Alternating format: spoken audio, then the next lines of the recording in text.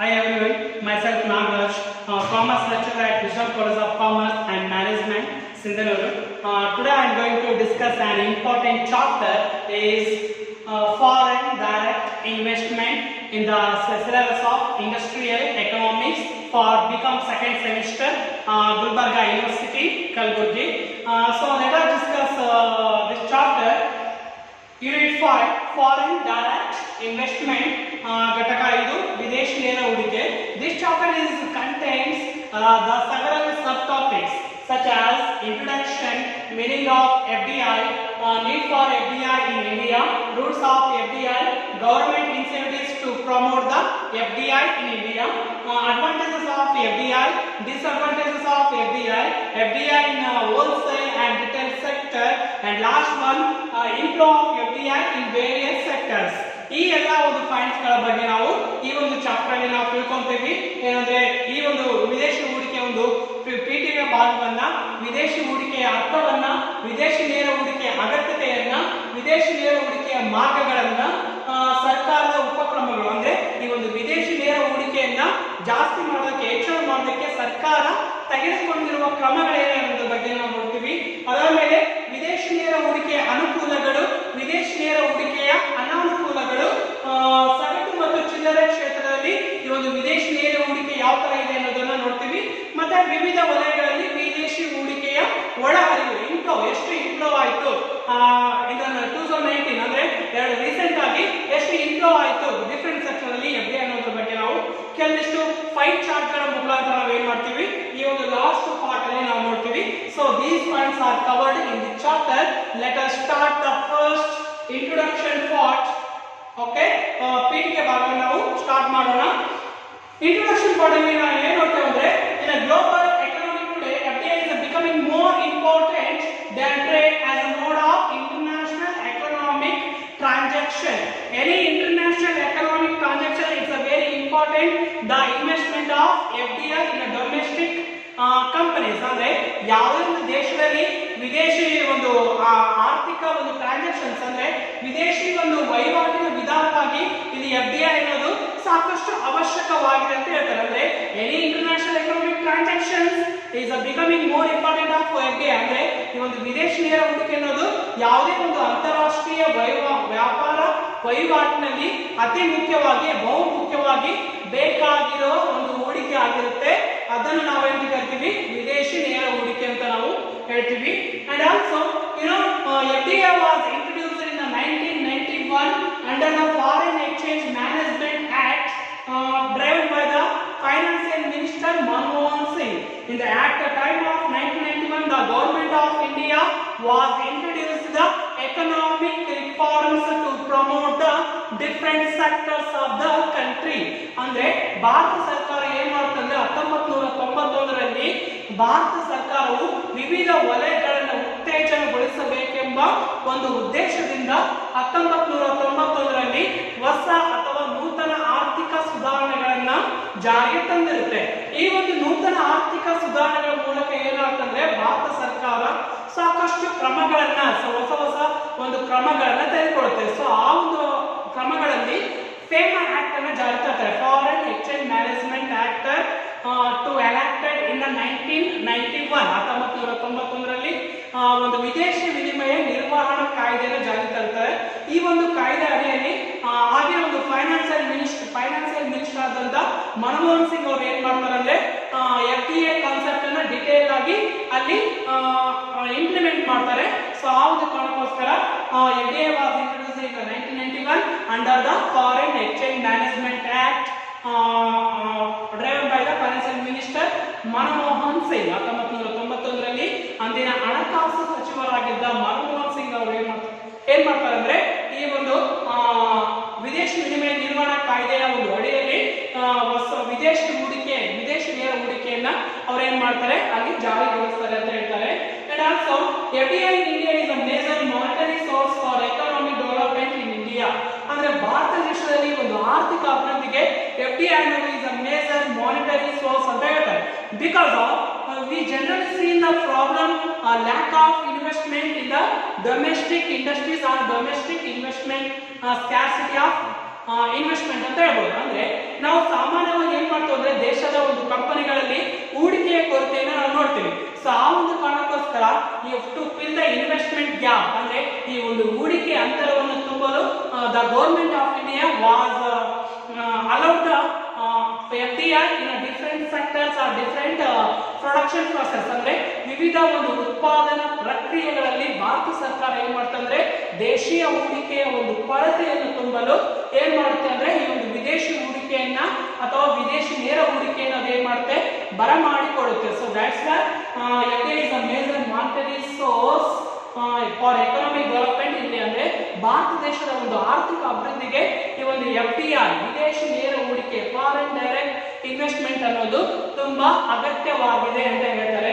And also foreign companies invest directly in fast growing private Indian business environment in India, ಅಂದ್ರೆ ಇವತ್ತು ದಿವಸ ನೋಡಿ India is a fastest growing country across the world, ಅಂದ್ರೆ ಭಾರತ ದೇಶದಲ್ಲಿ ಇವತ್ತು ದಿವಸ ನೋಡಿ ವಿಶ್ವಾದ್ಯಂತ ತುಂಬಾ ಫಾಸ್ಟ್ ಗ್ರೋವಿಂಗ್ ಅಲ್ಲಿ ಇದೆ. Because of we allowed more foreign direct investment to the domestic industries for the production of goods and services, ಅಂದ್ರೆ ನಾವೇನ್ ಮಾಡ್ತೀವಿ ಅಂದ್ರೆ ಇತ್ತೀಚಿನ ದಿನಮಾನಗಳಲ್ಲಿ ನಮ್ಮ ಭಾರತ ಅನ್ನೋದು ತುಂಬಾ ವೇಗವಾಗಿ ಬೆಳೆಯುತ್ತಿರುವ ದೇಶವಾಗಿದೆ. ಯಾಕೆ? We are more allowed the FDI, ಅಂದ್ರೆ ನಾವು ವಿದೇಶಿ ನೇರ ಹೂಡಿಕೆಯನ್ನು ಸಾಕಷ್ಟು ಬರಮಾಡಿಕೊಳ್ತಿದ್ದೇವೆ. ಸೊ ಆ ಒಂದು ಕಾರಣಕ್ಕೋಸ್ಕರ ಏನಾಗುತ್ತಂದ್ರೆ ಇಲ್ಲಿ ಸಾಕಷ್ಟು ಡೆವಲಪ್ಮೆಂಟ್ ಆಗಿದೆ ಅಂತ ಹೇಳ್ಬೋದು. ಸೊ ಆ ಒಂದು ಕಾರಣಕ್ಕೋಸ್ಕರ FDI is becoming more important ಅಂತ ಹೇಳ್ಬೋದು.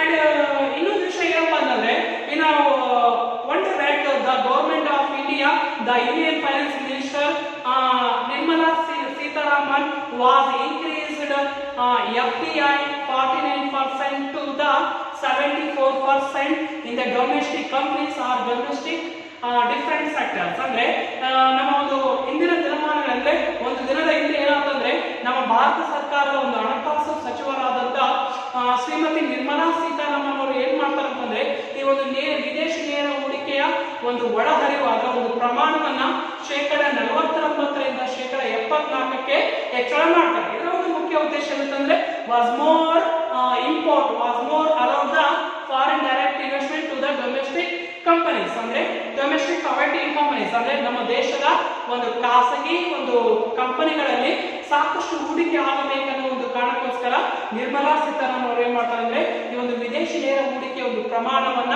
49% ಶೇಕಡ 74ಕ್ಕೆ ಹೆಚ್ಚಳ ಮಾಡ್ತಾರೆ. ಸೊ ಇದರ ಒಂದು ಮುಖ್ಯ ಉದ್ದೇಶ ಅಂತಂದ್ರೆ ಇಲ್ಲಿ ನೋಡಿ ಯಾವುದೋ ಒಂದು ಡೊಮೆಸ್ಟಿಕ್ ಇಂಡಸ್ಟ್ರೀಸ್ ಗಳಲ್ಲಿ ಏನಾಗುತ್ತೆ ಅಂದ್ರೆ ಫಾರ್ ಎಕ್ಸಾಂಪಲ್ ಡೆವಲಪ್ಡ್ ಕಂಟ್ರೀಸ್ ಗಳಲ್ಲಿ ಈ ಪ್ರಾಬ್ಲಮ್ ಏನಿಲ್ಲ, but the under developed countries and developing countries are faced the main problem is lac of investment, ಅಂದ್ರೆ ಹೂಡಿಕೆಯ ಕೊರತೆಯನ್ನ ಅನುಭವಿಸುತ್ತಿರ್ತವೆ. ಸೊ ಆ ಒಂದು ಕಾರಣಕ್ಕೋಸ್ಕರ ಇಂಥ ಒಂದು ಹೂಡಿಕೆಯ ಕೊರತೆಯನ್ನ ನೀಗಿಸಲಿಕ್ಕೋಸ್ಕರ to fill the gap of investment, ಅಂದ್ರೆ ಒಂದು ಹೂಡಿಕೆಯ ಕೊರತೆಯನ್ನು ಫಿಲ್ ಮಾಡೋಕ್ಕೋಸ್ಕರ ಗವರ್ಮೆಂಟ್ ಆಫ್ ಇಂಡಿಯಾ ಏನ್ ಮಾಡ್ತಂದ್ರೆ ಸಾಕಷ್ಟು was allowed the more direct foreign direct investment to the domestic companies, ಅಂದ್ರೆ ವಿದೇಶಿ ನೇರ ಹೂಡಿಕೆಯನ್ನ ನಮ್ಮ ದೇಶದಲ್ಲಿ ಸಾಕಷ್ಟು ಆಹ್ವಾನಿಸುತ್ತಾರೆ. So that's why it's a very important mode of the international economic transaction ಅಂತ ಹೇಳ್ತಾರೆ. ಅಂದ್ರೆ ವಿವಿಧ ಒಂದು ಅಂತಾರಾಷ್ಟ್ರೀಯ ವ್ಯಾಪಾರಿನ ವಹಿವಾಟಿನ ವಿಧಾನವಾಗಿ FDI ಅನ್ನೋದು ಸಾಕಷ್ಟು ಇಂಪಾರ್ಟೆಂಟ್ ಆಗಿದೆ ಅಂತ ಹೇಳ್ತಾರೆ. Then we go to the next important topic or subtopic is meaning of FDI. ವಿದೇಶಿ ನೇರ ಹೂಡಿಕೆಯ ಅರ್ಥವನ್ನು ನಾವು ತಿಳ್ಕೊಂತಾ ಇದ್ದೀವಿ. So meaning of FDI means foreign direct investment refers to the process whereby residents of the country acquire ownership of assets for the purpose of controlling the production, distribution and other activities of a firm in another country. ಅಂದ್ರೆ foreign direct investment is a process whereby the residents of the country to acquire the ownership of assets of the further country. For example ಈಗ ನಮ್ದು ಯಾವುದೋ ಒಂದು country ಇದೆ ಅಂತ ತಿಳ್ಕೊಳ್ಳಿ, ನಮ್ಮ ಒಂದು ಕಂಟ್ರಿಯಲ್ಲಿ FDI ಇನ್ವೆಸ್ಟ್ಮೆಂಟ್ ಆದಾಗ ಬೇರೆ ದೇಶದಲ್ಲಿ ಏನ್ ಮಾಡ್ತಾರೆ ನಮ್ಮ ಒಂದು investment residence of the another country, ಬೇರೆ ದೇಶದ ಒಂದು ಇನ್ವೆಸ್ಟರ್ಸ್ ಏನ್ ಮಾಡ್ತಾರೆ ಈ ದೇಶಕ್ಕೆ ಬಂದು ಈ ದೇಶದ ಕಂಪನಿಗಳ ಒಂದು ಸ್ವತ್ತುಗಳು ಅಥವಾ ಆಸ್ತಿಯನ್ನು ಅವ್ರು ಏನ್ ಮಾಡ್ತಾರೆ ಪರ್ಚೇಸ್ ಮಾಡ್ತಾರೆ for the purpose of production, distribution and other activities of the firm in another country. ಅಂದ್ರೆ ಉತ್ಪಾದನೆಗೋಸ್ಕರ ಆಗಿರ್ಬೋದು, ವಿತರಣೆಗೋಸ್ಕರ ಆಗಿರ್ಬೋದು, ಮತ್ತೆ ಇತರ ಚಟುವಟಿಕೆಗಳ ಒಂದು ನಿಯಂತ್ರಣಕ್ಕೋಸ್ಕರ ಏನ್ ಮಾಡ್ತಂದ್ರೆ ಈ ಒಂದು ವಿದೇಶಿ ನೇರ ಹೂಡಿಕೆಯನ್ನು ನಾವು ಆಹ್ವಾನ ಮಾಡ್ತೀವಿ. ಸೊ ಏನು ಸಿಂಪಲ್ ಟರ್ಮ್ ಅಲ್ಲಿ ನೋಡೋದಾದ್ರೆ foreign direct investment is the process whereby residents of the country to acquire the ownership of assets for the purpose of controlling the production, distribution and other activities of a firm in another country. ಅಂದ್ರೆ ಒಂದು ದೇಶದ ನಿವಾಸಿಗಳು ಮತ್ತೊಂದು ದೇಶಕ್ಕೆ ತೆರಳಿ ಆ ದೇಶದಿಂದ ಒಂದು ಸ್ವತ್ತುಗಳು ಅಂದ್ರೆ ಕಂಪನಿಗಳ ಸ್ವತ್ತುಗಳನ್ನ ಅಥವಾ ಆಸ್ತಿಯನ್ನ ಅಲ್ಲಿ ಪರ್ಚೇಸ್ ಮಾಡಿಕೊಂಡು ಆ ಮುಖಾಂತರ ಅವರು ಏನಾದರೂ ಪ್ರೊಡಕ್ಷನ್ ಮತ್ತೆ ಡಿಸ್ಟ್ರಿಬ್ಯೂಷನ್ ಆಕ್ಟಿವಿಟೀಸ್ ಅನ್ನು ಕೈಗೊಂಡ್ರೆ that is called foreign direct investment. Or another definition ನೋಡೋದಾದ್ರೆ foreign direct investment is a type of investment into the enterprises in a country by another enterprises located in another country by buying a company in the target country or by expanding operations of an existing business in that country. ಅಂದ್ರೆ ಇಲ್ಲಿ ವಿದೇಶಿ ನೇರ ಹೂಡಿಕೆ ಅನ್ನೋದು ಒಂದು ದೇಶದಲ್ಲಿ ಒಂದು ಉದ್ಯಮಕ್ಕೆ ಸಂಬಂಧಿಸಿದ ಹೂಡಿಕೆ ಆಗಿದ್ದು ಮತ್ತೊಂದು ದೇಶದಲ್ಲಿ ನೆಲೆಗೊಂಡಿರುವ ಒಂದು ಉದ್ಯಮ ಏನು ನಮ್ಮ ದೇಶಕ್ಕೆ ಬಂದು ನಮ್ಮ ದೇಶದ ಒಂದು ಉದ್ಯಮದ ಒಂದು ಸ್ವತ್ತುಗಳಂದ್ರೆ ಓನರ್ಶಿಪ್ ಆಫ್ ಅಸೆಟ್ಸ್ ಅನ್ನು ಅಕ್ವೈರ್ ಮಾಡಿಕೊಂಡು ಆ ಮೂಲಕ to take the production process ಅಂದ್ರೆ ಉತ್ಪಾದನೆಯನ್ನು ಕೈಗೊಂಡ್ರೆ ಸೊ ಅದಕ್ಕೆ ನಾವು ವಿದೇಶಿ ನೇರ ಹೂಡಿಕೆ ಅಂತ ಹೇಳ್ತೀವಿ. ಇದು ಸಿಂಪಲ್ ಟರ್ಮ್ ಅಲ್ಲಿ ನೀವು ನೆನಪಿಟ್ಕೋಬೇಕಾಗಿರೋ ಇಷ್ಟೇ ಏನಂದ್ರೆ foreign direct investment refers to the process whereby the residents of the country to acquire the ownership of assets for the purpose of production, distribution and other activities of the firm in another country. ಅಂದ್ರೆ ಒಂದು ದೇಶದ ನಿವಾಸಿಗಳು ಮತ್ತೊಂದು ದೇಶಕ್ಕೆ ತೆರಳಿ ಆ ಒಂದು ದೇಶದಲ್ಲಿ ಆ ಒಂದು ಕಂಪನಿಗಳ ಒಂದು ಮಾಲೀಕತ್ವವನ್ನು ಪರ್ಚೇಸ್ ಮಾಡಿ ಆ ಮುಖಾಂತರ ಉತ್ಪಾದನೆ, ವಿತರಣೆ ಮತ್ತು ಇತರ ಚಟುವಟಿಕೆಗಳನ್ನ ಕೈಗೊಂಡ್ರೆ ಸೊ ಅದಕ್ಕೆ ಏನಂತ ನಾವು FDI ವಿದೇಶಿ ನೇರ ಹೂಡಿಕೆ ಅಂತ ನಾವು ಕರಿತೀವಿ. ಫಾರ್ ಎಕ್ಸಾಂಪಲ್ ಒಂದು ಎಕ್ಸಾಂಪಲ್ ಮುಖಾಂತರ ನಾವು ವಿದೇಶಿ ನೇರ ಹೂಡಿಕೆ ಯಾವ ತರ ಇರುತ್ತೆ ಅನ್ನೋದನ್ನ ನೋಡೋಣ. Foreign direct investment in simple mean ಅಲ್ಲಿ ಹೇಳಬೇಕಾದ್ರೆ when a money will flow from one country to another country then it is called foreign direct investment. ಅಂದ್ರೆ ಒಂದು ದೇಶದಿಂದ ಮತ್ತೊಂದು ದೇಶಕ್ಕೆ ನೇರವಾಗಿ ಹಣದ ಹರಿವು, ಒಂದು ದೇಶದಿಂದ ಮತ್ತೊಂದು ದೇಶಕ್ಕೆ ಹಣದ ಒಂದು ಹರಿವು ಅಂದ್ರೆ ಹಣವು ಒಂದು ದೇಶದಿಂದ ಮತ್ತೊಂದು ದೇಶಕ್ಕೆ ಅದು ಫ್ಲೋ ಆದ್ರೆ that is called foreign direct investment ಅಂತ ಹೇಳ್ಬೋದು. ಫಾರ್ ಎಕ್ಸಾಂಪಲ್ ಯಾವ ಒಂದು ಅಮೆರಿಕನ್ ಕಂಪನಿ ಅಂತ ನೀವು ಇಮ್ಯಾಜಿನ್ ಮಾಡ್ಕೊಂಡ್ರೆ ಮತ್ತೊಂದು ಇಂಡಿಯನ್ ಕಂಪನಿ ಅಲ್ಲಿ ಆ ಒಂದು ಇಂಡಿಯನ್ ಕಂಪನಿಯ ಒಂದು ಅಸೆಟ್ಸ್ ಗಳನ್ನ ಓನರ್ಶಿಪ್ ಆಫ್ ಅಸೆಟ್ಸ್ ಅನ್ನ to acquire the American company. ಅಂದ್ರೆ ಇಲ್ಲಿ ಒಂದು ಅಮೆರಿಕನ್ ಕಂಪನಿ ಏನ್ ಮಾಡಿದೆ ಭಾರತೀಯ ಕಂಪನಿಯ ಒಂದು ಆಸ್ತಿಗಳ ಮಾಲೀಕತ್ವವನ್ನು ಏನ್ ಮಾಡ್ತಂದ್ರೆ ಪರ್ಚೇಸ್ ಮಾಡುತ್ತೆ. ಸೊ ಪರ್ಚೇಸ್ ಮಾಡುವಾಗ ಇಲ್ಲಿ ಅಮೆರಿಕನ್ ಕಂಪನಿ ಏನ್ ಮಾಡ್ತಂದ್ರೆ ಇಂಡಿಯನ್ ಕಂಪನಿಯಲ್ಲಿ ಇನ್ವೆಸ್ಟ್ಮೆಂಟ್ ಇಸ್ ಕ್ಯಾಪಿಟಲ್ ತನ್ನ ಒಂದು ಬಂಡವಾಳವನ್ನು ಏನ್ ಮಾಡ್ತದೆ ಅಲ್ಲಿ ಇನ್ವೆಸ್ಟ್ಮೆಂಟ್ ಮಾಡುತ್ತೆ.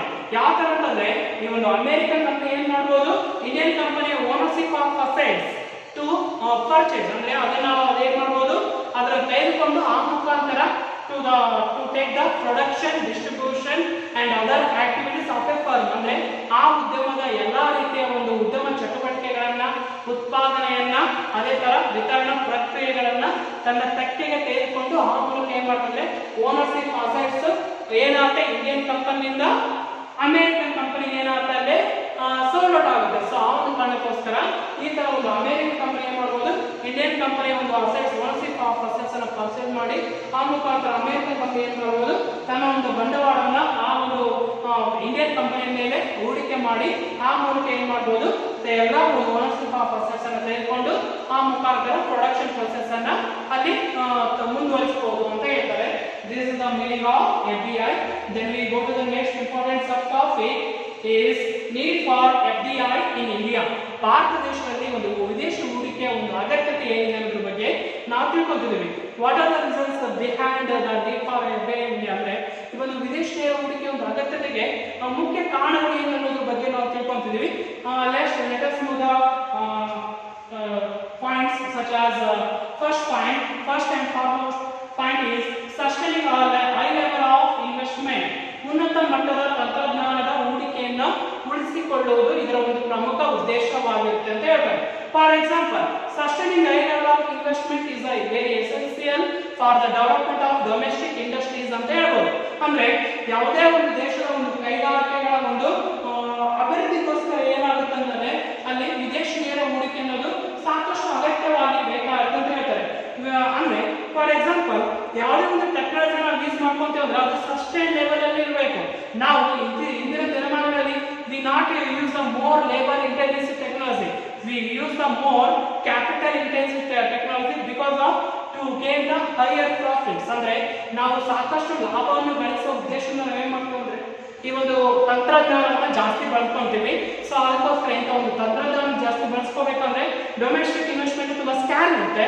ಸೊ ಆ ಒಂದು ಕಾರಣಕ್ಕೋಸ್ಕರ we are allowed the foreign direct investment to the domestic industries or domestic companies. ಅಂದ್ರೆ ಈ ಒಂದು ದೇಶೀಯ ಒಂದು ಕೈಗಾರಿಕೆಗಳಿಗೆ ನಾವೇನ್ ಮಾಡ್ತೀವಿ ಅಂದ್ರೆ ಇಂಥ ಒಂದು ಹೂಡಿಕೆಯನ್ನು ನಾವು ಮಾಡಿಕೊಳ್ಳುವ ಮುಖಾಂತರ ನಾವೇನ್ ಮಾಡ್ಬೋದು, ಈ ಒಂದು ಉನ್ನತ ಮಟ್ಟದ ತಂತ್ರಜ್ಞಾನದ ಅಳವಡಿಕೆಯನ್ನ ಅಥವಾ ಉನ್ನತ ಮಟ್ಟದ ತಂತ್ರಜ್ಞಾನದ ಹೂಡಿಕೆಯನ್ನು ನಾವೇನ್ ಮಾಡ್ಬೋದು, ಅಳವಡಿಸಿಕೊಳ್ಬಹುದು ಅಂತ ಹೇಳ್ತಾರೆ.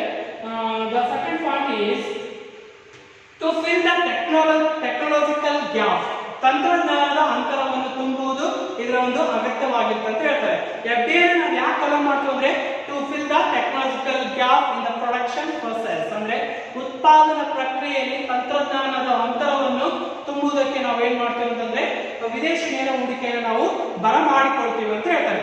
For example we generally say that in the underdeveloped countries and developing countries are faced the main problem in the production process is lack of investment. ಅಂದ್ರೆ ಹೂಡಿಕೆ ಕೊರತೆ ಅನ್ನೋದು ಬಹುಮುಖ್ಯವಾಗಿ ಒಂದು ಮುಂದುವರಿಯುತ್ತಿರುವ ದೇಶಗಳಲ್ಲಿ ಮತ್ತು ಹಿಂದುಳಿದ ದೇಶಗಳಲ್ಲಿ ಸಾಕಷ್ಟು ಒಂದು ಸಾಮಾನ್ಯ ಒಂದು ಸಮಸ್ಯೆ ಆಗಿರುತ್ತೆ. ಇಂಥ ಸಮಸ್ಯೆಗಳಿಂದ ಏನಂತಂದ್ರೆ ಇಂಥ ಒಂದು ಕಂಪನಿಗಳು they are used more labour intensive technology in the production process. ಅಂದ್ರೆ ಪ್ರೊಡಕ್ಷನ್ ಪ್ರೊಸೆಸ್ ಏನ್ ಮಾಡ್ತಂದ್ರೆ ಈ ಒಂದು ಕಾರಣಕ್ಕೋಸ್ಕರ ಲ್ಯಾಕ್ ಆಫ್ ಇನ್ವೆಸ್ಟ್ಮೆಂಟ್ಸ್ ಎಲ್ಲ ಏನ್ ಮಾಡ್ತಂದ್ರೆ ಸಾಕಷ್ಟು ಕಂಪನಿಗಳು ಒಂದು ಲೇಬರ್ ಇಂಟೆನ್ಸಿವ್ ಟೆಕ್ನಾಲಜಿಯನ್ನು ಯೂಸ್ ಮಾಡ್ತಾರೆ. ಬಟ್ ಲೇಬರ್ ಇಂಟೆನ್ಸಿವ್ ಟೆಕ್ನಾಲಜಿ ನಾವು ಏನ್ ಮಾಡ್ಬೋದು, ಸಾಕಷ್ಟು ಪ್ರೊಡಕ್ಷನ್ ಇನ್ಕ್ರೀಸ್ ಮಾಡಕ್ ಆಗೋದಿಲ್ಲ. So that's why to fill the technological gap FDA is a very needed factor. ಅಂದ್ರೆ ನಾವು ಒಂದು ತಂತ್ರಜ್ಞಾನದ ಅಂತರವನ್ನ ಅಂದ್ರೆ we are adoption more capital intensive technology, we are adoption more machinery tools in the production of goods and services becoming is FDA is a more important ಅಂತ ಹೇಳ್ಬೋದು. ಅಂದ್ರೆ ಈ ಒಂದು ನಾವು ಯಾವುದೇ ರೀತಿಯ ಒಂದು ತಂತ್ರಜ್ಞಾನವನ್ನು ತುಂಬುವುದಕ್ಕೆ ಅಥವಾ ಉತ್ಪಾದನೆ ಸರಕು ಮತ್ತು ಸೇವೆಗಳ ಒಂದು ಉತ್ಪಾದನೆಯಲ್ಲಿ ನಾವು ಸಾಕಷ್ಟು ತಂತ್ರಜ್ಞಾನವನ್ನು ಅಳವಡಿಸಿಕೊಳ್ಬೇಕಾದ್ರೆ ಅಲ್ಲಿ FDA ಅನ್ನೋದು ಬಹುಮುಖ್ಯವಾಗಿ ಬೇಕಾಗಿರುತ್ತೆ ಅಂತ ಹೇಳ್ಬೋದು. And the next point, exploitation of natural resources. ನೈಸರ್ಗಿಕ ಸಂಪನ್ಮೂಲಗಳ ಶೋಷಣೆಯನ್ನು ತಪ್ಪಿಸುವುದು ವಿದೇಶಿ ನೇರ ಹೂಡಿಕೆಯ ಬಹುಮುಖ್ಯವಾದ ಒಂದು ಅಂಶವಾಗಿರುತ್ತೆ ಅಂತ ಹೇಳ್ಬೋದು. ಅಂದ್ರೆ ಬಿಕಮಿಂಗ್ ನಾವು ಫಾರಿನ್ ಡೈರೆಕ್ಟ್ ಇನ್ವೆಸ್ಟ್ಮೆಂಟ್ ಅನ್ನ ಅಲೋ ಮಾಡದೇ ಇದ್ದ ಒಂದು ಸಂದರ್ಭದಲ್ಲಿ ಏನಾಗ್ತಂದ್ರೆ ಅಲ್ಲಿ ಎಕ್ಸ್ಪ್ಲೋರೇಷನ್ ಆಫ್ ನ್ಯಾಚುರಲ್ ರಿಸೋರ್ಸಸ್ ಆಗುತ್ತೆ. ಫಾರ್ ಎಕ್ಸಾಂಪಲ್ ನಾವು becoming V use the more labour intensive technology, the laborers are usually in India, they are more unskilled laborers. ಅಂದ್ರೆ ಅವ್ರ ಹತ್ರ ಯಾವುದೇ ರೀತಿಯ ಕೌಶಲ್ಯಗಳು ಇರೋದಿಲ್ಲ. ಸೊ ಆ ಒಂದು ಕಾರಣಕ್ಕೋಸ್ಕರ ಏನ್ ಮಾಡ್ತಾರೆ, ಎಕ್ಸ್ಪ್ಲೋರೇಷನ್ ಆಫ್ ನ್ಯಾಚುರಲ್ ರಿಸೋರ್ಸ್. ಅಂದ್ರೆ ಈಗ ಯಾವ್ದಾದ್ರು ಗೂಡನ್ನ ಅಥವಾ ಯಾವ್ದಾದ್ರು ಕಮಾಡಿಟಿ ನಾವು ಪ್ರೊಡಕ್ಷನ್ ಮಾಡುವಾಗ ಏನಂತಂದ್ರೆ ರಾ ಮೆಟೀರಿಯಲ್ಸ್ ಗಳನ್ನ ಕರೆಕ್ಟ್ ಆಗಿ ನೀಟಾಗಿ ಸಿಸ್ಟಮೆಟಿಕ್ ಆಗಿ ಎಷ್ಟು ಬೇಕು ಅಷ್ಟೇ ಯೂಸ್ ಮಾಡ್ಕೋಬೇಕು. ಬಟ್ ಏನಾಗುತ್ತೆ, ಈ ಒಂದು ಲೇಬರ್ ಇಂಟೆನ್ಸಿವ್ ಟೆಕ್ನಾಲಜಿ ನಾವು ಜಾಸ್ತಿ ಅಡಾಪ್ಷನ್ ಮಾಡ್ಕೊಂಡಾಗ ಅಲ್ಲಿ ಏನಾಗುತ್ತೆ, ಎಕ್ಸ್ಪ್ಲೋರೇಷನ್ ಆಫ್ ನ್ಯಾಚುರಲ್ ರಿಸೋರ್ಸ್ ಅಂದ್ರೆ ನೈಸರ್ಗಿಕ ಸಂಪನ್ಮೂಲಗಳ ಶೋಷಣೆ ಆಗುತ್ತೆ. ಸೊ ಅದಕ್ಕೋಸ್ಕರ ಈ ಒಂದು ಶೋಷಣೆಯನ್ನು ತಪ್ಪಿಸೋಕ್ಕೋಸ್ಕರ we are allowed the foreign direct investment and we adoption the machinery tools in the production process. ಅಂದ್ರೆ ನಾವು ಉತ್ಪಾದನಾ ಪ್ರಕ್ರಿಯೆಯಲ್ಲಿ ಲೇಬರ್ ಇಂಟೆನ್ಸಿವ್ ಟೆಕ್ನಾಲಜಿಗಳನ್ನ ಕಡಿಮೆ ಮಾಡಿಕೊಂಡು ಆ ಮುಖಾಂತರ ನಾವು ಏನ್ ಮಾಡ್ತೀವಿ ಅಂದ್ರೆ ಅಲ್ಲಿ ಸಾಕಷ್ಟು ತಂತ್ರಜ್ಞಾನದ ಅಳವಡಿಕೆಯನ್ನು ನಾವು ಜಾಸ್ತಿ ಮಾಡೋದಕ್ಕೆ ಈ ಒಂದು FDA ಅನ್ನೋದು ಬಹುಮುಖ್ಯವಾಗಿ ನೀಡಿ ಇರುತ್ತೆ ಅಂತ ಅಥವಾ ಅವಶ್ಯಕವಾಗಿರುತ್ತೆ ಅಂತ ನಾವು ಹೇಳ್ಬೋದಾಗಿದೆ. Then we go to the next point is understanding the initial risk. ಆರಂಭಿಕ ಅಪಾಯವನ್ನು ಅರ್ಥ ಮಾಡಿಕೊಳ್ಳೋದು ಇನ್ನೊಂದು ಬಹುಮುಖ್ಯವಾದ ಒಂದು ನೀರಾಗಿರುತ್ತೆ ಅಂತ ಹೇಳ್ಬೋದು. ಫಾರ್ ಎಕ್ಸಾಂಪಲ್ ವಾಟ್ ಎವರ್ ಅಂದ್ರೆ it may be foreign company, it may be domestic company. ಅಂದ್ರೆ ಅದು ವಿದೇಶಿ ಕಂಪನಿ ಆಗಿರ್ಬೋದು ಅಥವಾ ದೇಶೀಯ ಕಂಪನಿ ಆಗಿರ್ಬೋದು. ಆರಂಭದ ದಿನಮಾನಗಳಲ್ಲಿ ಅದು ಎಸ್ಟಾಬ್ಲಿಷ್ ಅಂದ್ರೆ ಸ್ಟಾರ್ಟ್ ಆದಾಗ ಏನಾಗ್ತಂದ್ರೆ they are face initial risk. For example ಯಾವುದೇ ಒಂದು ಕಂಪನಿಯನ್ನು ನಾವು ಸ್ಟಾರ್ಟ್ ಮಾಡಿದಾಗ ಇನಿಷಿಯಲ್ ಆಗಿ ನಾವು ಏನ್ ಮಾಡಬೇಕು, ಲ್ಯಾಂಡ್ ಅನ್ನು ಪರ್ಚೇಸ್ ಮಾಡಬೇಕು, ಮತ್ತೆ ಲೇಬರ್ ಗಳನ್ನ ನಾವು ನೇಮಿಸಿಕೊಳ್ಬೇಕು, ಅದೇ ತರ ನಾವು ಕ್ಯಾಪಿಟಲ್ ಅನ್ನ ಇನ್ವೆಸ್ಟ್ಮೆಂಟ್ ಮಾಡಬೇಕು, ಅದೇ ತರ ಆರ್ಗನೈಸೇಷನ್ ಕೂಡ ನಾವು ಮಾಡ್ಕೋಬೇಕಾಗುತ್ತೆ. ಸೊ ಈ ಒಂದು ಫ್ಯಾಕ್ಟರಿ ಆಫ್ ಪ್ರೊಡಕ್ಷನ್ ಗೆ ನಾವು ಏನ್ ಮಾಡ್ತೀವಿ, ಸಾಕಷ್ಟು ಅಮೌಂಟ್ ಅನ್ನ ನಾವು ಖರ್ಚು ಮಾಡ್ತೀವಿ. ಮತ್ತೆ ಇನಿಷಿಯಲ್ ರಿಸ್ಕ್ ಯಾವ ತರ ಅಂತಂದ್ರೆ, ಆರಂಭದ ದಿನಗಳಲ್ಲಿ ಯಾವುದೇ ಒಂದು ಕಂಪನಿ ತನ್ನ ಒಂದು ಪ್ರಾಡಕ್ಟ್ ಗಳನ್ನ ಸೋಲ್ಡ್ ಮಾಡ್ಬೇಕಂತಂದ್ರೆ ಅಲ್ಲಿ ಅಡ್ವರ್ಟೈಸ್ಮೆಂಟ್ ಕಾಸ್ಟ್, ಜಾಹೀರಾತು ವೆಚ್ಚವನ್ನ ಮಾಡಬೇಕಾಗುತ್ತೆ. ಸೊ ಈ ಜಾಹೀರಾತು ವೆಚ್ಚವನ್ನ ನಾವು ಮಾಡಿದಾಗ ಕೂಡ ಅಥವಾ ಮಾಡದೇ ಇದ್ದ ಒಂದು ಸಂದರ್ಭದಲ್ಲಿ ಕೂಡ ಏನೋ ಆಗ್ಬೋದು, ಆರಂಭದ ದಿನಗಳಲ್ಲಿ ನಾವು ಈ ಒಂದು ತನ್ನ ಒಂದು ಕಂಪನಿಯ ಪ್ರಾಡಕ್ಟ್ ಗಳನ್ನ ರಿಯಾಯಿತಿ ದರದಲ್ಲಿ ಅಥವಾ ಕಡಿಮೆ ದರದಲ್ಲಿ ನಾವು ಸೋಲ್ಡ್ ಮಾಡಬೇಕಾಗುತ್ತೆ. For the purpose of advertisement ಅಂದ್ರೆ ನಮ್ಮ ಒಂದು ಕಂಪನಿಯ ಒಂದು ಉತ್ಪನ್ನಗಳನ್ನ ನಾವು ಅಡ್ವರ್ಟೈಸ್ಮೆಂಟ್ ಮಾಡೋಕ್ಕೋಸ್ಕರ ಅವುಗಳನ್ನ ನಾವು ಸ್ವಲ್ಪ ಕಡಿಮೆ ಬೆಲೆಯಲ್ಲಿ ಮಾರ್ಕೆಟ್ ನಲ್ಲಿ ಕಡಿಮೆ ಬೆಲೆಗೆ ಮಾರಾಟ ಮಾಡಬೇಕಾಗುತ್ತೆ. ಸೊ ಮಾರಾಟ ಮಾಡಿದಾಗ ಕೂಡ ಕಂಪನಿಯ ಒಂದು ಉತ್ಪನ್ನಗಳಲ್ಲಿ ಸೋಲ್ಡ್ ಔಟ್ ಆಗಿಲ್ಲ ಅಂತಂದ್ರೆ we are facing the initial risk, ಆರಂಭಿಕ ಅಪಾಯವನ್ನು ನಾವು ಅಲ್ಲಿ ನೋಡ್ಬೇಕಾಗುತ್ತೆ. ಸೊ ಆ ಒಂದು ಕಾರಣಕ್ಕೋಸ್ಕರ ಇಂಥ ಒಂದು ಆರಂಭಿಕ ಅಪಾಯವನ್ನು ನಾವು ಕಡಿಮೆ ಮಾಡೋಕ್ಕೋಸ್ಕರ ಏನ್ ಮಾಡ್ತೀವಿ ಅಂದ್ರೆ V are allowed also the foreign direct investment in the companies. ಅಂದ್ರೆ ಇಂಥ ಒಂದು ಕಂಪನಿಗಳಲ್ಲಿ ನಾವು ಏನ್ ಮಾಡ್ತೀವಿ ಅಂದ್ರೆ ವಿದೇಶಿ ನೇರ ಹೂಡಿಕೆಯನ್ನು ಕೂಡ ನಾವು ಏನ್ ಮಾಡ್ತೀವಿ ಇಲ್ಲಿ ಅಲೋಮೆಂಟ್ ಮಾಡಿಕೊಂಡು ಆ ಮುಖಾಂತರ ಏನ್ ಮಾಡ್ತೀವಿ ಅಂದ್ರೆ ಈ ಒಂದು ಇನಿಷಿಯಲ್ ರಿಸ್ಕ್ ಅನ್ನ ನಾವೇನ್ ಮಾಡ್ತೀವಿ ಅಂದ್ರೆ ನಾವು ಡಿಕ್ರೀಸ್ ಮಾಡ್ತೀವಿ ಅಂದ್ರೆ ಅದನ್ನ ಕಡಿಮೆ ಮಾಡ್ತೀವಿ ಅಂತ ಹೇಳ್ಬೋದು. And the next point, development of basic economic infrastructure.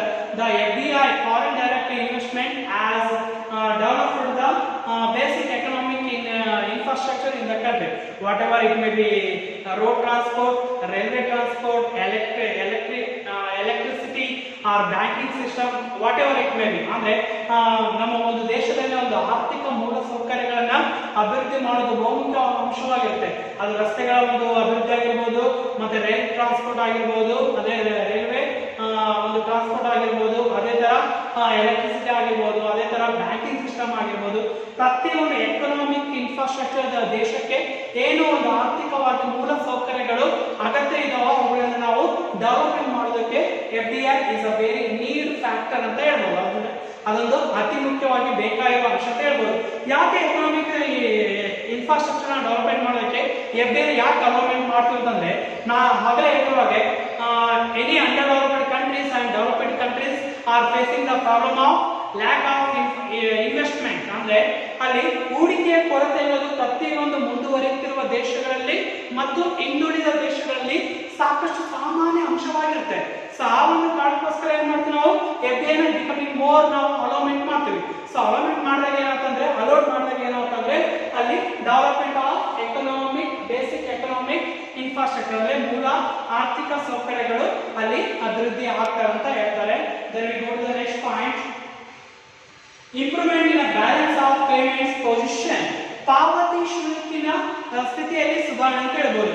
Balance of payments ಒಂದು ಮೀನಿಂಗ್ ಅನ್ನು ನೋಡೋದಾದ್ರೆ, balance of payments is a record of all economic transactions between the residents of the country and the rest of world in the particular period of a time.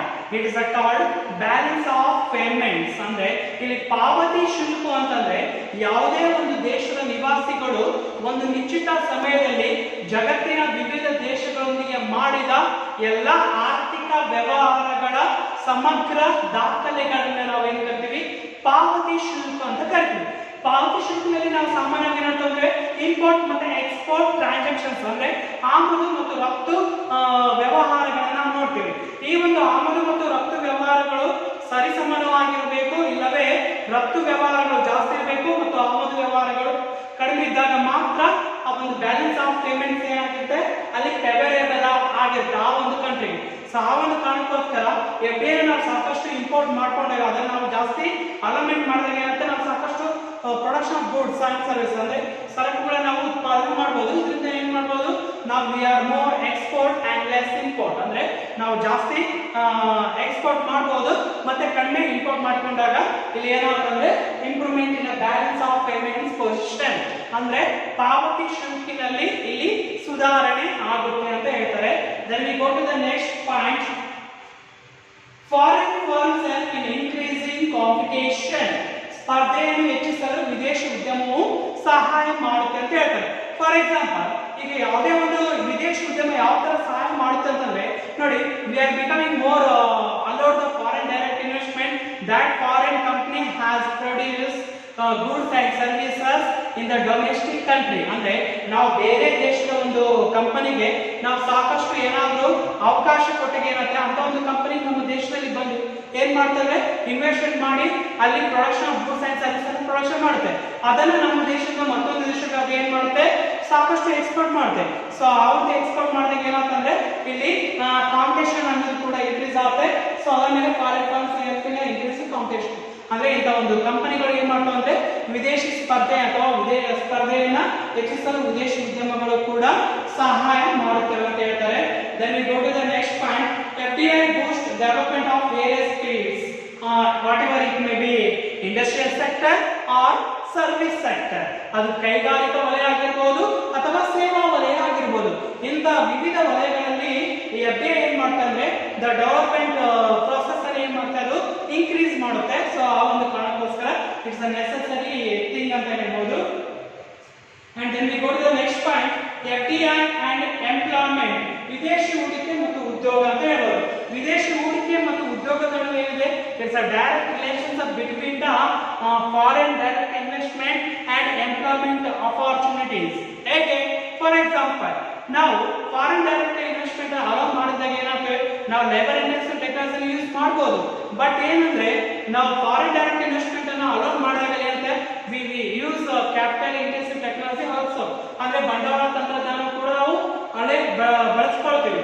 ಬಂಡವಾಳ ತಂತ್ರಜ್ಞಾನ ಬಳಸ್ಕೊಂಡಾಗ ಏನಾಗ್ತಂದ್ರೆ we use more machinery goods in the production of goods and services. ಅಂದ್ರೆ ನಾವು ಉತ್ಪಾದನಾ ಪ್ರಕ್ರಿಯೆಯಲ್ಲಿ ಯಂತ್ರೋಪಕರಣಗಳನ್ನ ಬಳಸ್ಕೊಳ್ತೇವೆ. ಯಂತ್ರೋಪಕರಣಗಳನ್ನು ಬಳಸಿಕೊಂಡಾಗ ಈ ಒಂದು ಮಷೀನ್ಸ್ ಗಳನ್ನ ಆಪರೇಟ್ ಮಾಡಬೇಕು. They are want skilled labours in the factories. ಅಂದ್ರೆ ಆ ಒಂದು ಕಾರ್ಖಾನೆಗಳಲ್ಲಿ ಕೌಶಲ್ಯಯುತ ಒಂದು ಲೇಬರ್ ಅಂದ್ರೆ ಕಾರ್ಮಿಕರು ಬೇಕಾಗ್ತಾರೆ. ಸೊ ಆ ಒಂದು ಕೌಶಲ್ಯಯುತ ಕಾರ್ಮಿಕರನ್ನು ಕೂಡ ನಾವೇನ್ ಮಾಡಬಹುದು, ಇಲ್ಲಿ ಬಳಸಿಕೊಳ್ಳಬೇಕು. So that's why the direct relationship between the FDI and employment opportunities in the country. ಅಂದ್ರೆ ವಿದೇಶಿ ನೇರ ಹೂಡಿಕೆ ಮತ್ತು ಇವುಗಳ ಉದ್ಯೋಗದ ನಡುವೆ ನೇರವಾದ ಸಂಬಂಧ ಇರುತ್ತೆ ಅಂತ ಹೇಳ್ಬೋದು. And the last point, FDI encourages export from host country. ಅಂದ್ರೆ ಇಲ್ಲಿ ವಿದೇಶಿ ನೇರ ಹೂಡಿಕೆ ಅತಿಥೇಯ ದೇಶದಿಂದ ರಫ್ತು ಮಾಡಲು ಉತ್ತೇಜಿಸುತ್ತದೆ.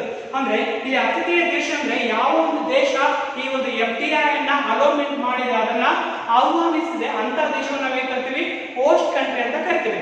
ಆ ಹೋಸ್ಟ್ ಕಂಟ್ರಿಯಲ್ಲಿ ಏನಾಗ್ತದೆ, ಇನ್ವೆಸ್ಟ್ಮೆಂಟ್ ಜಾಸ್ತಿ ಆದಾಗ ಅಲ್ಲಿ production of goods and services ಕೂಡ ಇಟ್ಸ್ ಆಲ್ಸೋ ಇನ್ಕ್ರೀಸಸ್. ಅದರಿಂದ ಏನಾಗ್ತಂದ್ರೆ ಬಿಕಮಿಂಗ್ ಎಕ್ಸ್ಪೋರ್ಟ್ ಕೂಡ ಜಾಸ್ತಿ ಆಗುತ್ತೆ. ಸೊ ಈ ಎಲ್ಲಾ ಕಾರಣಗಳಿಂದಾಗಿ ಏನಾಗ್ತಂದ್ರೆ FDI is very needed ಅಂತ ಹೇಳ್ಬೋದು. Then we go to the next topic is routes of FDI. FDI ನ ಹೂಡಿಕೆ ಮಾರ್ಗಗಳ ಬಗ್ಗೆ ತಿಳ್ಕೊಂಡ್ವಿ. ಅಂದ್ರೆ ಯಾವುದೇ ಒಂದು ಫಾರಿನ್ ಕಂಪನಿ ನಮ್ಮ ದೇಶದಲ್ಲಿ ಬಂದು ಫಾರಿನ್ ಡೈರೆಕ್ಟ್ ಇನ್ವೆಸ್ಟ್ಮೆಂಟ್ ಅಂದ್ರೆ ವಿದೇಶಿ ನೇರ ಹೂಡಿಕೆಯನ್ನ ಅಲ್ಲಿ ಮಾಡಬೇಕಂತಂದ್ರೆ ಕೆಲವೊಂದಿಷ್ಟು ಎರಡು ಮಾರ್ಗಗಳ ಮುಖಾಂತರ ನಾವು ಏನ್ ಮಾಡ್ಬೋದು, ಆ ಒಂದು ಫಾರಿನ್ ಕಂಪನಿ ನಾವು ಡೊಮೆಸ್ಟಿಕ್ ಕಂಪನಿಗಳಲ್ಲಿ ಇನ್ವೆಸ್ಟ್ಮೆಂಟ್ ಮಾಡಬಹುದು. ನಿಮಗೆ ಚಾರ್ಟ್ ಅಲ್ಲಿ ತೋರಿಸಿರೋ ಪ್ರಕಾರ Indian company May receive FDI under the two roots as given under. ಅಂದ್ರೆ ಎರಡು ಮಾರ್ಗಗಳಲ್ಲಿ ಏನ್ ಮಾಡಬಹುದು, FDI ಇಂದ ಫಾರಿನ್ ಡೈರೆಕ್ಟ್ ಇನ್ವೆಸ್ಟ್ಮೆಂಟ್ ಅನ್ನ ದೇ ಆರ್ ಇನ್ವೆಸ್ಟೆಡ್. ಓಕೆನಾ, ಆ ಒಂದು ಹೂಡಿಕೆನ ಏನ್ ಮಾಡಬಹುದು, ಅಲ್ಲಿ ಹೂಡಿಕೆ ಮಾಡಬಹುದು ಎರಡು ಮಾರ್ಗಗಳಲ್ಲಿ. They are first one automatic route, in Kannada ಸ್ವಯಂ ಚಾಲಿತ ಮಾರ್ಗದ ಮುಖಾಂತರ FDI ನ ಇನ್ವೆಸ್ಟ್ಮೆಂಟ್ ಮಾಡಬಹುದು. And second one government route, ಸರ್ಕಾರಿ ಅನುಮೋದನೆ ಮಾರ್ಗ. ಈ ಎರಡು ಮಾರ್ಗಗಳ ಮುಖಾಂತರ ಏನ್ ಮಾಡಬಹುದು, FDI ನ ಇನ್ವೆಸ್ಟ್ಮೆಂಟ್ ಮಾಡಬಹುದು. ಓಕೆನಾ, so the first one automatic root, ಸ್ವಯಂ ಚಾಲಿತ ಮಾರ್ಗ ಅಂತ ಹೇಳ್ತೀವಿ. ಸೊ ಆಟೋಮೆಟಿಕ್ ರೂಟ್ ಏನಂತ ಅಂದ್ರೆ FDI in the sectors or activities to the extent permitted under the automatic route does not require the any prior approval either the government or the Reserve Bank of India. ಇಲ್ಲಿ ಸ್ವಯಂ ಚಾಲಿತ ಮಾರ್ಗದಲ್ಲಿ ಯಾವುದೇ ಒಂದು ವಿದೇಶಿ ಕಂಪನಿಯನ್ನ ಅಲ್ಲಿ ನಮ್ಮ ದೇಶದ ಕಂಪನಿಗಳಲ್ಲಿ ಓನರ್ಶಿಪ್ ಆಫ್ ಅಸೆಟ್ಸ್ ಅನ್ನು ಪರ್ಸನ್ ಮಾಡಬೇಕಂದ್ರೆ that's not require the permission of either the government are the central bank, it is the Reserve bank of India. ಅಂದ್ರೆ ಯಾವುದೇ ಒಂದು ವಿದೇಶಿ ಕಂಪನಿ ನಮ್ಮ ದೇಶದಲ್ಲಿ ಹೂಡಿಕೆ ಮಾಡಬೇಕಾದ ಒಂದು ಸಂದರ್ಭದಲ್ಲಿ ದೇಶದ ಸರ್ಕಾರದ ಅಥವಾ ಕೇಂದ್ರ ಬ್ಯಾಂಕ್ ಆದ ರಿಸರ್ವ್ ಬ್ಯಾಂಕ್ ಆಫ್ ಇಂಡಿಯಾದ ಯಾವುದೇ ಒಂದು ಪರ್ಮಿಷನ್ ಅವರ ಒಂದು ಅನುಮತಿ ಪಡೆದುಕೊಳ್ಳದೆ ಮಾಡುವಂತಹ ಒಂದು ಹೂಡಿಕೆಯನ್ನು ನಾವು ಏನು ಕರಿತೀವಿ ಆಟೋಮೆಟಿಕ್ ರೂಟ್ ಇನ್ವೆಸ್ಟ್ಮೆಂಟ್ ಅಂತ ಹೇಳ್ಬೋದು, ಸ್ವಯಂಚಾಲಿತ ಮಾರ್ಗದ ಹೂಡಿಕೆ ಅಂತ ಹೇಳ್ಬೋದು. So the automatic route stands for less restricted or more liberalised regulations.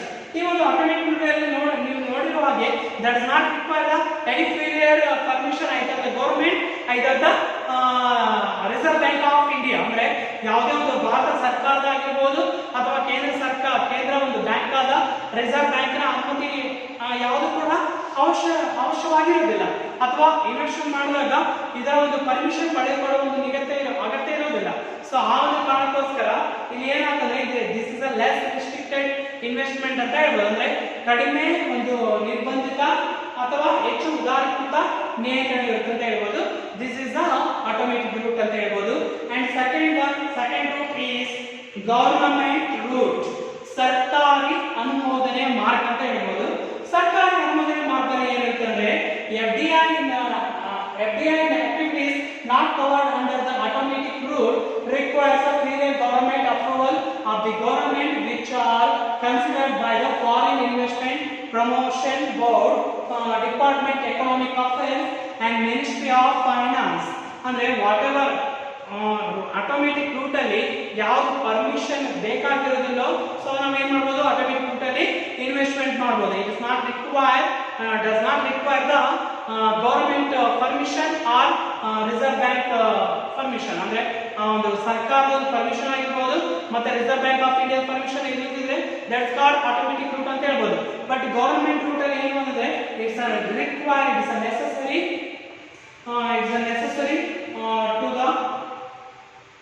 to the investment of the companies. So that's why FDI is activities not covered under the automatic route requires the prior government approval of the government, which are considered by the Foreign Investment Promotion Board.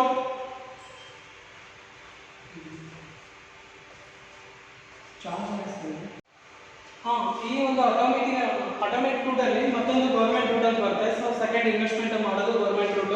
So ಅದ್ರಲ್ಲಿ ಏನಂತಂದ್ರೆ foreign investment promotion board, ಅಂದ್ರೆ ಈ ಒಂದು foreign investment promotion board ಇಂದ ನಾವೇನ್ ಮಾಡ್ಬೋದು, ಇಲ್ಲಿ permission ತೆಗೆದುಕೊಳ್ಬೇಕಾಗುತ್ತೆ. So ಆ ಒಂದು ಕಾರಣಕ್ಕೋಸ್ಕರ the foreign investment promotion board considers those investing up to 5,000 crores for approval. ಅಂದ್ರೆ ಈ ಒಂದು 5,000 crores ಏನಿರುತ್ತೆ ಸೊ ಅದನ್ನ ಅಪ್ರೂವ್ ಮಾಡೋಕೆ so foreign investment promotion board ಅಂತ ನಾವು ಏನ್ ಮಾಡ್ಬೋದು, ಪರ್ಮಿಷನ್ ನ ತೆಗೆದುಕೊಳ್ಬೇಕಾಗುತ್ತೆ. And above this limit approval will be made by the cabinet committee on economic affairs CCEA.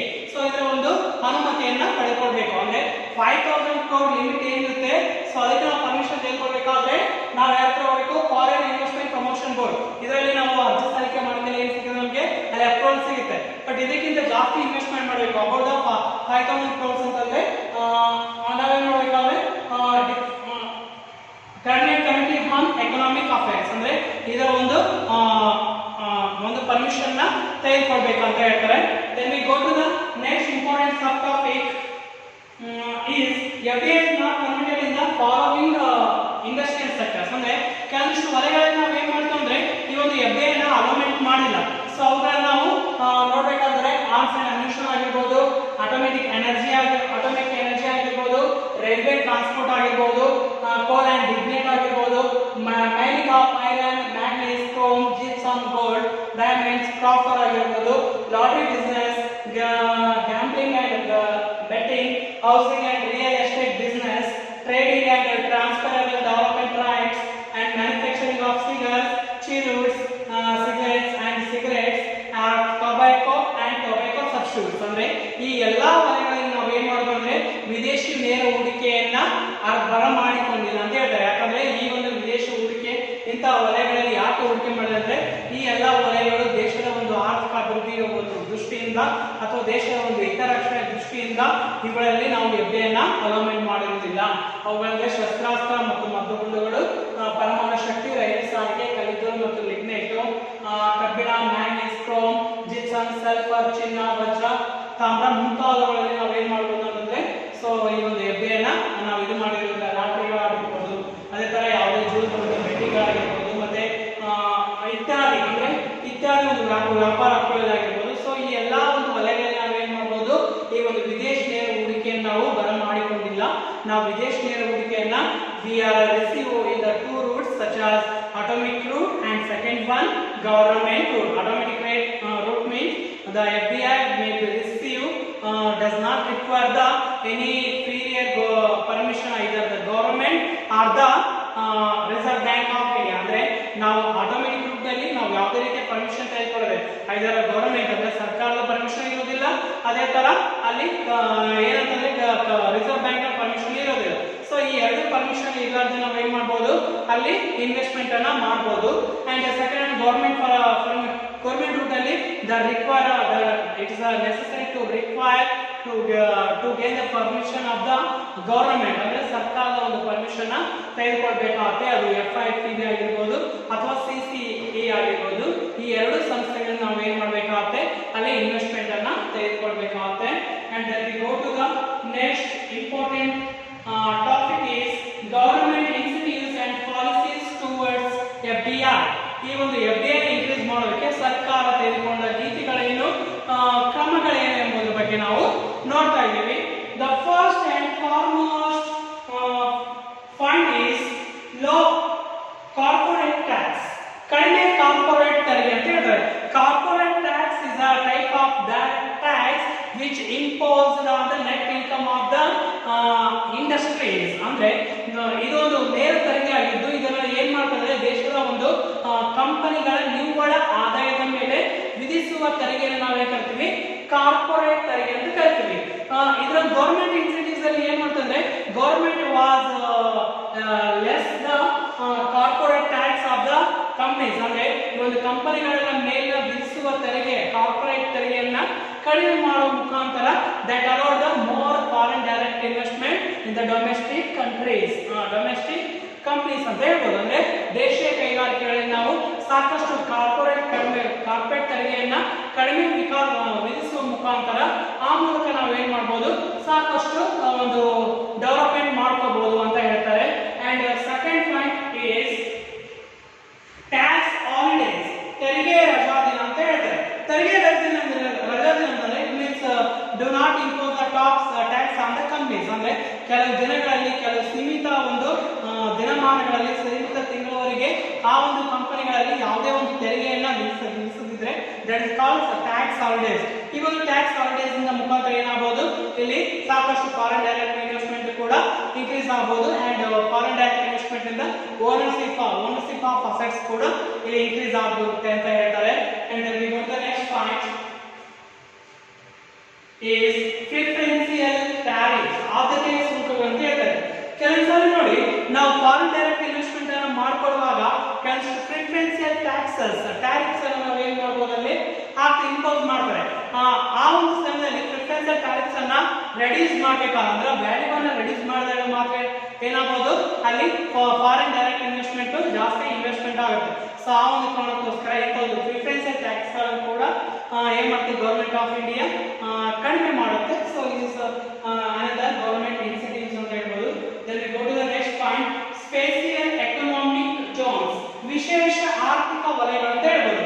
Government of India ಏನ್ ಮಾಡ್ತಂದ್ರೆ ಬ್ಯಾಕ್ವರ್ಡ್ ಏರಿಯಾಸ್ ಅಲ್ಲಿ ಒಂದು ಇಂಡಸ್ಟ್ರೀಸ್ ಗಳ ಡೆವಲಪ್ಮೆಂಟ್ ಗೋಸ್ಕರ they are created spatial economic zones for the export of for the production, distribution and export of commodities and services in the country. ಅಂದ್ರೆ ಒಂದು ದೇಶದಲ್ಲಿ ಒಂದು spatial ವಿಶೇಷ ಆರ್ಥಿಕ ವಲಯಗಳನ್ನ ಸಾಮಾನ್ಯವಾಗಿ ಹಿಂದುಳಿದ ಪ್ರದೇಶಗಳಲ್ಲಿ ಮತ್ತೆ ಕೆಲ ಅಭಿವೃದ್ಧಿ ಆಗುತ್ತಿರುವ ಕೆಲವೊಂದಿಷ್ಟು ಪ್ರದೇಶಗಳಲ್ಲಿ ಏನ್ ಮಾಡ್ತಾರೆ, ಸಾಕಷ್ಟು ಜಾರಿ ತರುತ್ತೆ. ಸೊ ಈ ಮೂಲಕ ಏನಾಗ್ತದೆ, ಇಂಥ ಒಂದು ವಿಶೇಷ ಆರ್ಥಿಕ ವಲಯಗಳನ್ನ ಸ್ಥಾಪನೆ ಮಾಡುವ ಮುಖಾಂತರ ಗವರ್ನಮೆಂಟ್ ಆಫ್ ಇಂಡಿಯಾ ಏನ್ ಮಾಡ್ತಂದ್ರೆ FDI ಅನ್ನ ಸಾಕಷ್ಟು ಬರ ಮಾಡಿಕೊಳ್ಳುತ್ತೆ ಅಂತ ಹೇಳ್ತಾರೆ.